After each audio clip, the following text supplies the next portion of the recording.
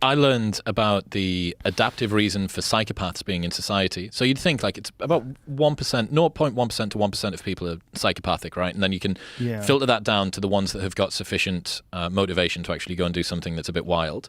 But I was asking this guy, the researcher, and I was saying, look, what is it? How do psychopaths even exist? Like, why do they exist? I can't understand why they're adaptive. I know that you can be effective over short periods as a psychopath, but over long periods of time, it doesn't end up being very good for society. And I thought it would have been bred out. And he said, yeah, you're right, except for the fact that over the entire size of a population, a few psychopaths actually make sense. If you're a raiding party, a Viking raiding party that needs to go over and fuck everybody up in Lindisfarne, which is near to where I lived in the UK, you want some psychopaths. You don't want them to come back with PTSD. You want them to go over there, burn everything down, rape the women, pillage, come back with gold and supplies and grain and whatever else they take, and not care about it. You actually, on an individual level, psychopathy might not be fantastic for the people around them, but in a tribe, it's actually quite adaptive and quite useful. It's like a weapon, like a very specific sort of weapon that you can use. Yeah, break glass in case of war. Yes, yes, in case of raiding party. It makes sense that it would be sort of a legacy thing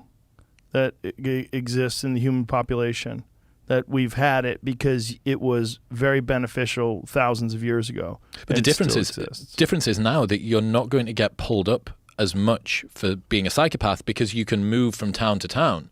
If it was a Dunbar number of 100 or 150 or something in your tribe previously, what are you going to do? Go to the next tribe? Maybe that would have happened. I don't know. Perhaps you could move from one tribe to another tribe. It seems pretty unlikely. You'd probably just get killed.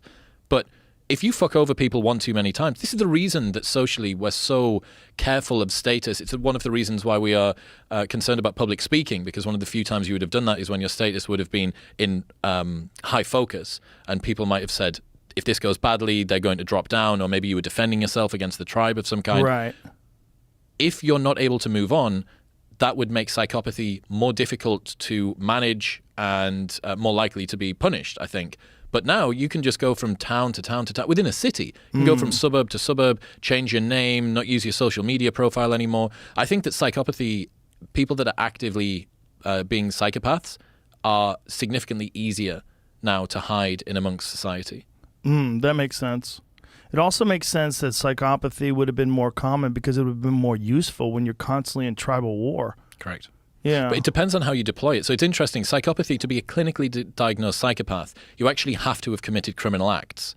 So you can't be, because of the way that the current psychopathic checklist is called, I think you have to be 28 out of 40 in the UK or 30 out of 40 in the US. The US has got a higher threshold for psychopaths, which is kind of funny. And there was this guy, this researcher, who was researching psychopaths. And what you see is a particular area of the brain is downregulated, right? So you don't see as much activity when you see stuff like death or images that would cause you to have empathy.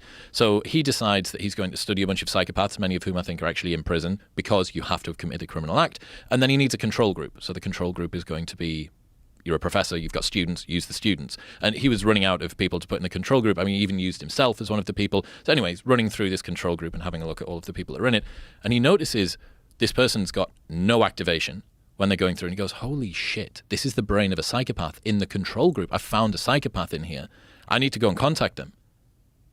It turned out to be him. Oh. Turned out to be the professor himself. He discovered that he was a psychopath whilst doing a study on psychopaths. And then he said, actually, you know what? It all makes sense now. Because when people come round to my house and they're eating my food, I think, who the fuck are all of these people in my house eating my food? Why are they here?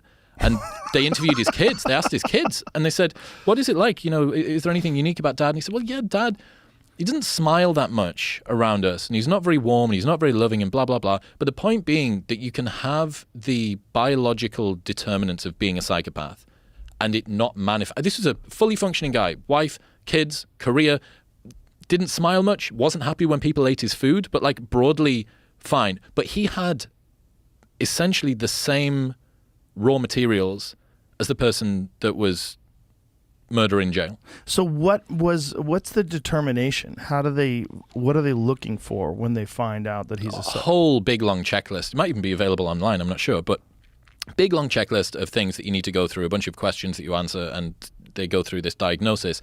But in order to breach the threshold of clinically being diagnosed as a psychopath, you have to have used it to commit crimes.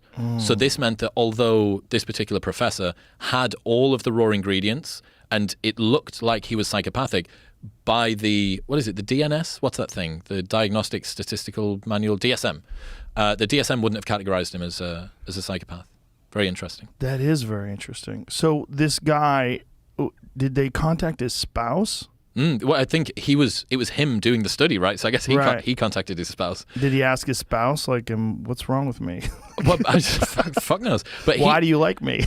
Perhaps. But then you also have to think the fact that psychopaths tend to be pretty effective in the world, right? So someone that has very outgoing traits, they're super self-assured, you have a narcissism as well, as long as it's not vulnerable narcissism. There's two types, grandiose narcissism and vulnerable narcissism. What's the difference? So grandiose narcissists are the ones who genuinely believe that they are better than everybody else.